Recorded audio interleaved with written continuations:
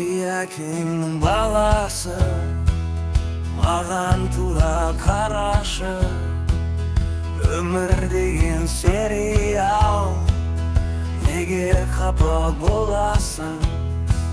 Сен бір кино кейіпкер, ақыл ашып байыппен. Ертең болар серияң, өтер сонда қайықпен.